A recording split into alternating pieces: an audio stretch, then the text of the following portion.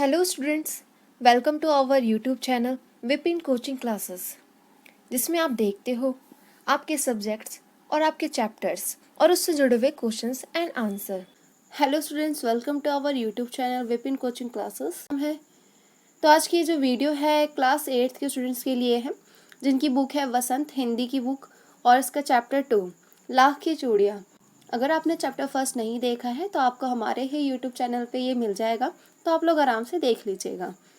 देखिए, चलिए हम शुरू करें। तो देखिए, अगर मैं आपको शॉर्ट में थोड़ा बहुत बताऊं तो एक ये चूड़ी बनाने वाले व्यक्ति को ऊपर है ये स्टोरी कि किस तरह से लाख की जो चूड़ियाँ वो बनाया करता था, उसका प्रश्नल ख़त्म होता जा रहा है।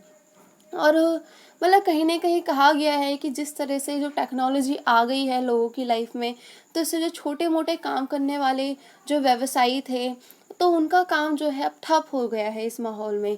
तो इसके ऊपर इसमें प्रकाश डाला गया है। तो देखिए, आप शुरू करते हैं। सारे गांव में बदलू मुझे सबसे अच्छा आदमी लगता था, क्योंकि मुझे सुंदर सुंदर लाख की गोलियां बनाकर देता था। मुझे अपने मामा के गांव जाने का सबसे बड़ा चाव यही था कि जब मैं वहां से लौटता था तो मेरे पास ढेर सारी गोलियां होती, रंग बिरंगी गोलियां, जो किसी भी बच्चे का मन मोह ले। वैसे तो मेरा मामा के गांव का होने के कारण मुझे बदलू को बदलू मामा कहना चाहिए था, परंतु मैं उसे बदलू मामा ना कहकर बदलू काका कहा करता था, जैसा कि गांव के सभी बच्चों से कहा करते थे। बदलू का मकान कुछ ऊंचे पर बना था। मकान के सामने बड़ा सा सहन था, जिसमें एक पुराना नीम का वृक्ष था। उसके नीचे बैठकर बदलू अपना काम किया करता था। बगल में भट्टी दहकती रहती, जिसमें वह लाख पिघलाया करता। सामने एक लकड़ी की चौखट पड़ी रहती, जिस पर वह लाख के मुलायम होने पर उसे सलाख के सामान पतला करके चूड़ी का आकार देता था।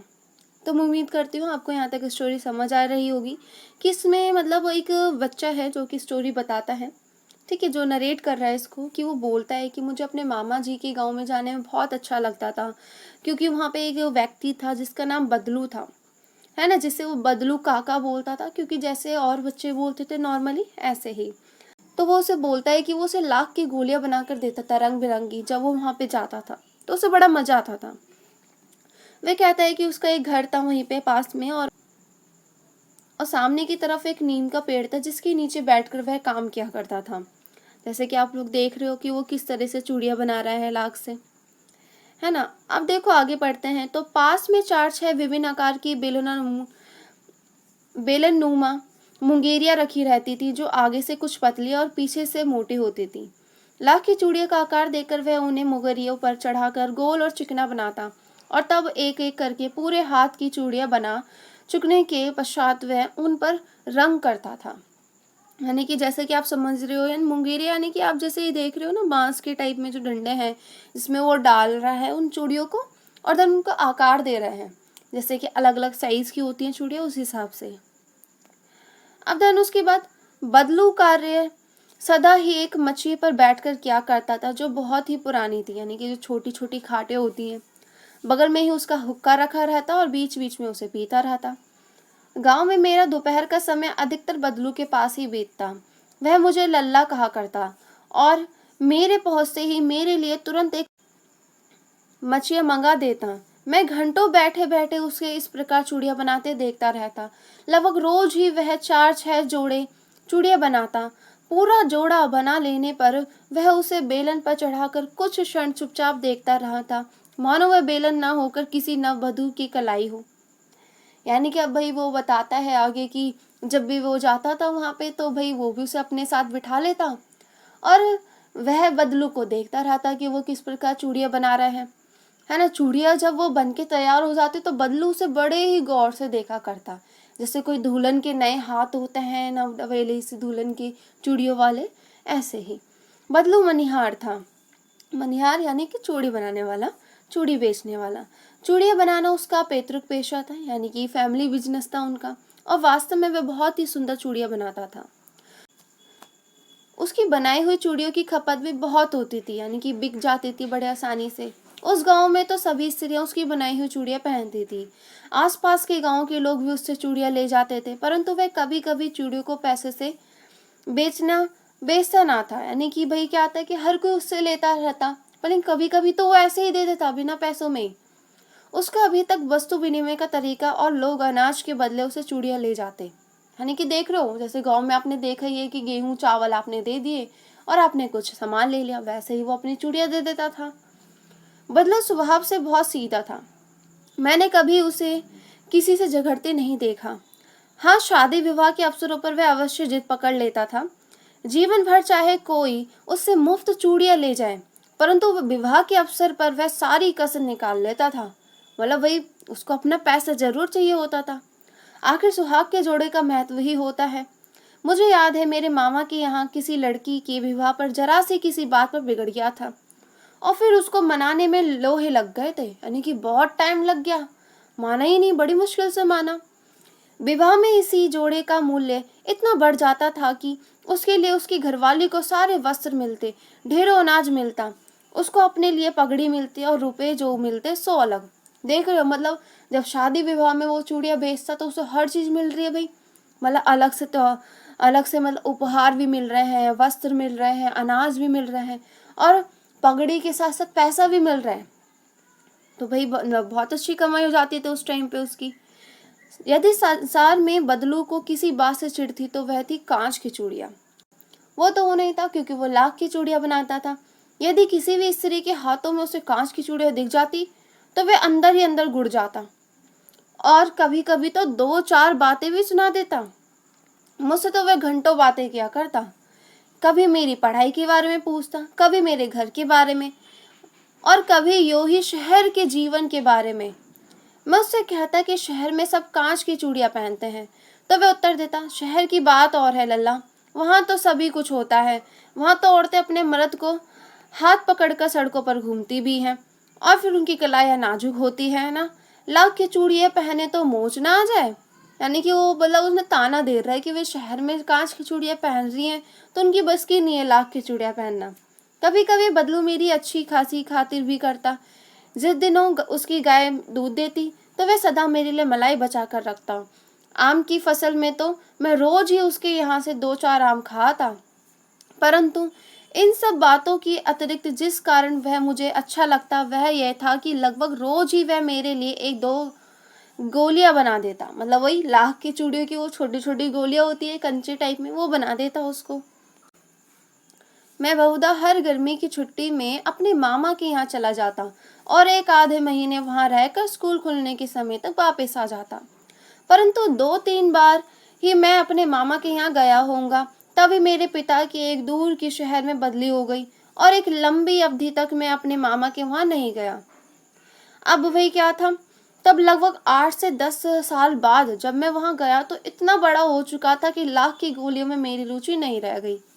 अंत गांव में होते हुए भी कई दिनों तक मुझे बदलू का ध्यान भी नहीं आया। यानी कि वो कह रहे हैं कि 8 से 10 साल बाद जब वो गया गांव में, तो भाई अब बहुत टाइम बीत गया था, बड़ा हो गया था, तो उसे अब वो गोलियां पसंद भी नहीं आती थी और बदलू की उसे याद भी नहीं आई। अब इसी बीच मैंने देखा कि गांव में लगभग सभी स्त्रियां कांच की चूड़ियां पहनने हैं। अब बिरले ही हाथों में मैंने लाख की चूड़ियां देखी। तब एक दिन सहसा मुझे बदलू का ध्यान हो गया। मतलब उसने देखा कि अब तो सब कांच की चूड़ियां पहन रखी है, सिर्फ किसी किसी ने लाख की चूड़ियां पहन रखी थी। जब उसे बदलू की याद आई, फिर वो बोलता है फिर वो बोलता है कि भाई बात ये हुई कि बरसात में मेरे मामा की छोटी लड़की आंगन में फिसल कर गिर पड़ी, और उसके हाथ की कांच की चूड़ी टूटकर उसकी कलाई में घुस गई। उससे खून बहने लगा। मेरे मामा उस समय घर पर ना थे, मुझे ही उसकी मरहम पट्टी करनी पड़ी। तभी सहसा मुझे बदलू का ध्यान हो गया, और मैंने सोचा कि उससे मिल आऊं। अंत शाम को मैं घूमते घूमते उसके घर चला गया। बदलू वहीं चबूतरे पर नीम के नीचे एक खाट पर लेटा था, है ना। तो वो भाई बदलू से मिलने भी चले गया। जब उसे उसकी याद आई तो वो बोलता है, नमस्ते बदलू काका। वो बोलता है, नमस्ते भैया, और उठकर खाट पर बैठ गया। परंतु उसने मुझे पहचाना नहीं और देर तक मेरी ओर निहारता रहा। मैं हूँ जनार्दन काका। मतलब उस लड़के का नाम जनार्दन था। तो आप नाम याद रखना, लड़के का नाम क्या था। आपके पास से गोलियां बनवा कर ले जाता था। मैंने अपना परिचय दिया, यानी कि वो अपने बारे में बता रहा है कि मैं यहीं पे आता था, आप मेरे लिए गोलियां बनाते थे। बदलू फिर भी चुप रहा, मानो वह अपने स्मृति पटल में अतीत के चित्र उतार रहा हो। तब वे एकदम बोल पड़ा, मतलब वो उसे याद करता है और फिर बोलता है, आओ आओ लल्ला बैठो, बहुत दिन बाद गाँव आए। हाँ, इधर आना नहीं हो सका काका, मैंने चारपाई बैठते हुए उत्तर दिया। मतलब वो बैठते हुए बोलता है कि हाँ हाँ, अब मतलब मुश्किल हो गया था आना। कुछ देर फिर शांति रही। मैंने इधर उधर दृष्टि दौड़ाई, ना तो मुझे उसकी मछिया नहीं नजर आई, ना ही भट्टी। आजकल काम नहीं करते काका, है ना? जनार्दन ने पूछा। नहीं लल्ला, काम तो कई साल से बंद है। मेरी बनाई हुई चूड़ियाँ कोई पूछे तब तो। गांव गांव में अब कांच का प्रचार हो गया है। वह कुछ देर चुप रहा, फिर बोला, मशीन युग है लल्ला, अब आजकल सब काम मशीन से होता है। खेती मशीन से जोते जाते हैं, और फिर जो सुंदरता कांच की चूड़ियों में होती है, लाख की चूड़ियों में अब कहाँ है। लेकिन कांच बड़ा खतरनाक होता है, बड़ी जल्दी टूट जाता है, जनार्दन ने कहा। नाजुक तो होता है लल्ला। कहते कहते उसकी खांसी आ गई और वह देर तक खांसता रहा। मुझे लगा उसे दमा है। अवस्था के साथ साथ उसका शरीर ढल चुका था, मतलब बूढ़ा हो गया तो वो बेचारा। उसकी उसके हाथों पर और माथे पर नसें उभर आई थी। जाने कैसे उसने मेरी शंका भांप ली और बोला, दमा नहीं है मुझे, फजली खांसी है सही, यही 2-3 महीनों में खत्म हो जाएगी, 10-15 दिन में ठीक ठाक हो जाएगी। यही महीने 2 महीने से आ रही है, 10-15 दिन में ठीक हो जाएगी। मैं चुप रहा, मुझे लगा उसके अंदर कोई बहुत बड़ी व्यथा छिपी है। मैं देर तक सोचता रहा कि इस मशीन युग ने कितने हाथ काट दिए। मतलब वो सोच रहा था कि मशीन आने से कितने लोगों के काम काज खत्म हो गए। कुछ देर फिर शांति रही, जो मुझे अच्छी नहीं लगी। आम की फसल अब कैसी है काका, है ना? उसने पूछा। अच्छी है लला, बहुत अच्छी है, उन्हें लहराकर उत्तर दिया।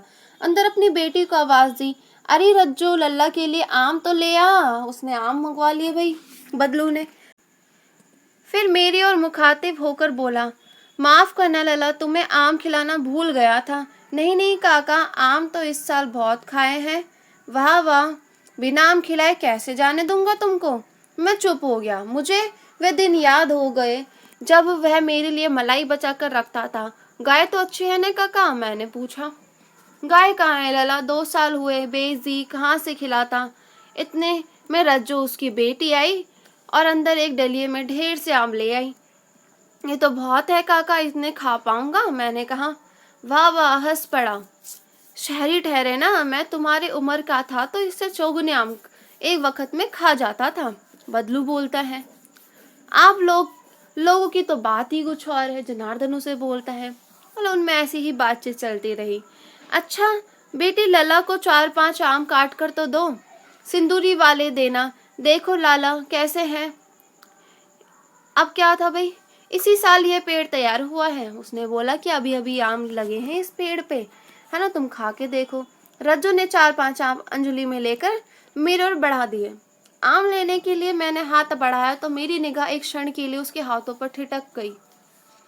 गोरी गोरी कलाइयों पर लाख की चूड़ियां बहुत ही फब रही थी। मैं रज्जो के हाथ देखे तो बहुत सुंदर लग रहे थे उसे।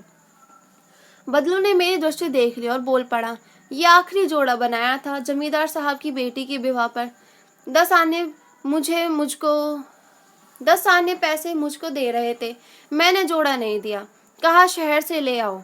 मतलब भाई उसने बनाया था भाई किसी के लिए, जमींदार की बेटी के लिए शादी में। अब भाई वो उसे कम पैसे दे रहा था तो उसने उसे वो जोड़ा दिया ही नहीं चूड़ियों का। मैंने आम ले लिया और खाकर थोड़ी देर पश्चात चला गया। मुझे प्रसन्नता हुई कि बदलू ने हार कर भी हार नहीं मानी थी। उसका व्यक्तित्व कांच की चूड़ियां जैसा ना था कि आसानी से टूट जाए। मतलब वो उस चीज़ के लिए खुशी जाहिर कर रहा था जनार्दन की, मतलब वो उसे कम पैसे दे रहा था। अगर वो चाहता तो वो कम पैसों में उसे चूड़ियाँ दे देता, पर लेकिन उसने चूड़ियाँ नहीं दी और उसने अपनी चूड़ियों को संभाल कर रखा। तो आपकी कहानी यहीं पे ख़त्म होती है और अब आपके क्वेश्चन आंसर आपको इसी में मिल जाएंगे। तो आपके इस चैप्टर के क्वेश्चन आंसर ये रहे। ये क्वेश्चन नंबर 1 है, ठीक है। एंड देन नेक्स्ट आपका क्वेश्चन नंबर 2 ये रहा, क्वेश्चन नंबर 3 ये रहा। आप वीडियो को पॉज करके आराम से इसे लिख लेना, कोई टेंशन की बात नहीं है। ओके, देखिए क्वेश्चन नंबर 4 है। क्वेश्चन नंबर 4 जो था उसका आंसर थोड़ा लेंथी था, इसीलिए मैंने नेक्स्ट स्लाइड में भी उसको लगा दिया है। ये आपके question number 5 and question number 6। आप ज़्यादा से ज़्यादा इसे अपने दोस्तों में शेयर करना और हमारे चैनल विपिन कोचिंग क्लासेस को सब्सक्राइब जरूर करना। और अपना जो भी क्वेश्चन आंसर वगैरह है कंप्लीट रखिए, चैप्टर को हमारे साथ पढ़िए, आपको ये ज़रूर समझ आएगा। अगर आपको ये समझ ना आए तो आप कमेंट बॉक्स में भी क्वेश्चंस पूछ सकते हो, जो भी आप चाहते हो। अगर आपको किसी और चीज़ पे भी वीडियो चाहिए तो वो भी आपको यहीं पे मिल जाएगी। आपकी जो भी स्टडीज़ है उससे रिलेटेड सारी वीडियो आपको हमारे यूट्यूब चैनल पे मिल जाएगी। Thank you students.